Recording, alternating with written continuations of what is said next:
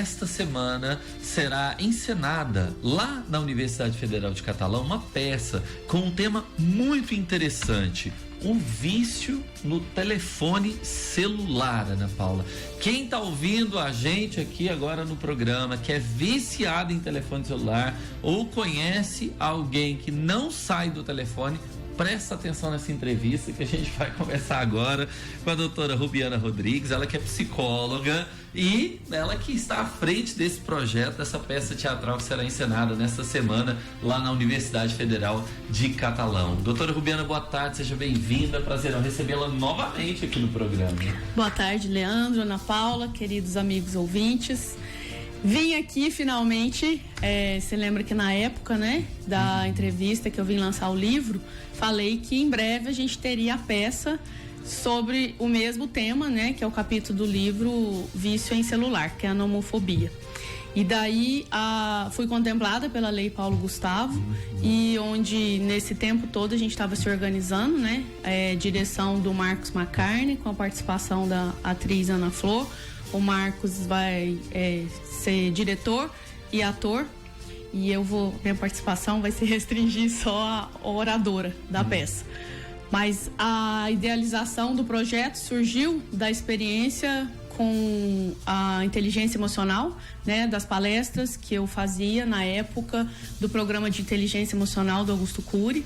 Então foi um apanhado, né? Na realidade, a gente percebeu o quanto as crianças e adolescentes, adultos, né? Hoje em dia, quem não está viciado em celular, mas principalmente o objetivo é fazer um trabalho preventivo de conscientização aos adolescentes, e a ideia, a faixa etária, inclusive, é que a gente trabalhe com crianças a partir de 9 anos, 9, 10, então são alunos mais aí do ensino fundamental 1, último ano, início fundamental 2, para que a gente possa fazer esse trabalho realmente de conscientização quanto ao uso excessivo do celular.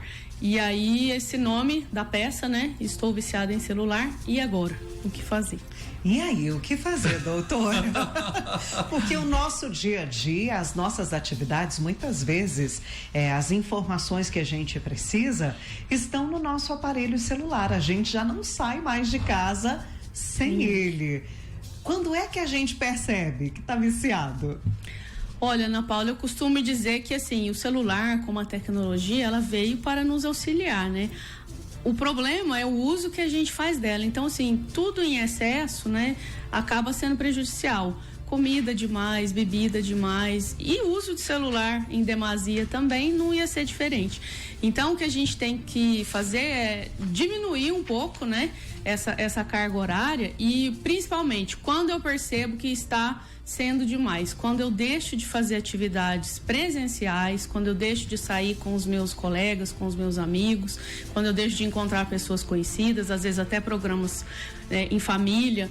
Principalmente eu falo que assim, o golpe de misericórdia, quando você chama a pessoa para ir, para realmente tirar dúvida, numa chácara, numa fazenda, um local onde não tenha internet, né, que a pessoa vai ficar offline. Você vai, Leandro? Passar um final de semana? Eu vou. Você toparia? Você toparia?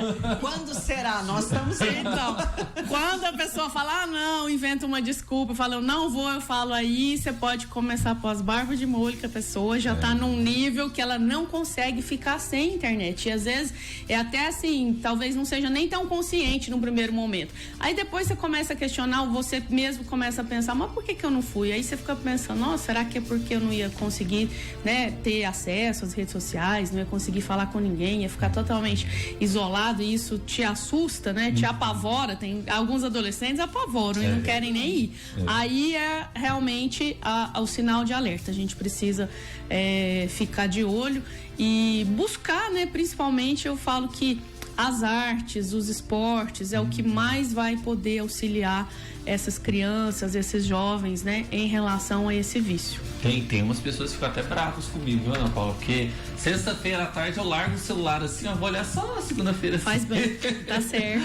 Às vezes eu dou uma olhadinha assim no sábado, no domingo, se tiver alguma coisa muito urgente. É mais saudável, né? Mas eu conheço pessoas que ficam até bravas, porque assim, tem gente, né, doutora, que manda mensagem para no WhatsApp, se a pessoa não responde de volta ali em 10, 15 minutos, 20 minutos, ela acha acha que já está sendo desprezado. Ignorado. Isso, né? Tem. E assim, eu fico imaginando, porque é como se você, muitas pessoas cobram como se você tivesse que estar o tempo todo online. E assim, se é muito importante, as pessoas esqueceram do uso principal que é o telefone, Ligação. que é o quê? Ligar, falar. Se eu preciso muito falar com você, eu vou ligar, não vou mandar mensagem. Isso é uma coisa que, pra que eu vou deixar a dúvida? Eu vou mandar uma mensagem pro Leandro, é muito urgente.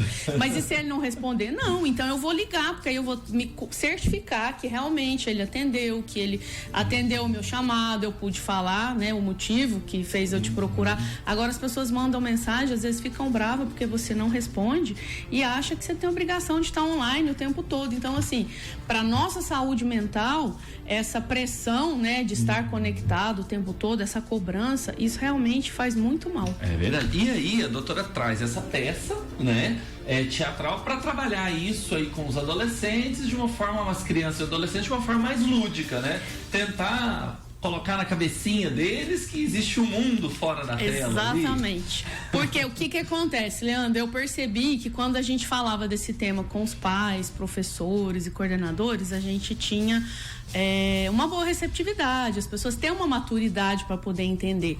O adolescente, não. Quando você fala, é como se você batesse de frente. Então, eles não aceitam. E como todo vício, o celular não é diferente. É a mesma coisa de você falar para um alcoólatra, para um dependente químico, que ele está viciado. Qual que é a primeira reação? Imagina, eu não tô, eu paro quando eu quiser, né? E não é assim. Então, o adolescente também tinha essa resistência. Então, eu resolvi, de uma forma lúdica, que a gente pudesse falar a língua deles, né, através de uma peça teatral, onde vão ser, os personagens são 2 adolescentes, mais ou menos dessa faixa etária, para que eles possam se enxergar, se ver na peça, né, e até dar risada do excesso das coisas erradas que eles têm feito.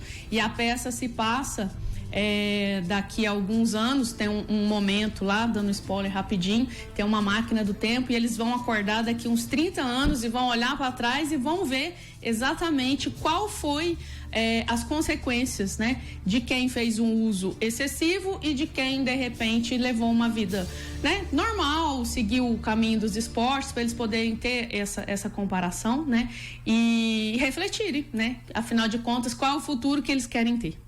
E as famílias estão adoecendo por conta desse excesso de tela e de tecnologia. Até mesmo na última sexta-feira em São Paulo, infelizmente, um adolescente ceifou a vida da mãe e da irmã por conta do uso de celular. A que ponto chegamos? Vamos tratar desse assunto e vamos aprender muito mais sobre ele, né, doutora Rubiana? Vamos então lembrar aqui, local, horário, para que as famílias participem, para que as famílias percebam a importância desse tema e assistam então essa peça teatral. A princípio, por conta do horário, Ana Paula, talvez as famílias não consigam, porque a gente fez bem no horário escolar mesmo, né? E as crianças e adolescentes que vão assistir essa primeira apresentação são crianças das escolas públicas, né? Que é contemplado por esse projeto. Mas a nossa ideia, eu também convidei vários, talvez a maioria ou todos, escolas particulares, diretores, coordenadores, né, para que possam assistir, e a nossa intenção é que a gente consiga levar para escolas particulares, para que aí sim a gente consiga ter a presença dos pais, dos adolescentes, crianças, professores, e conseguir fazer uma divulgação em massa, né, no número maior.